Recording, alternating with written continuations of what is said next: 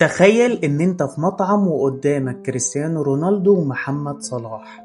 انت واقف بتعمل اوردر عادي، ولقيت محمد صلاح بيقولك تحب نضيف جبنة يا فندم، وجنبه كريستيانو بيقلب في البرجرز عادي جدا ولا كأن في حاجة.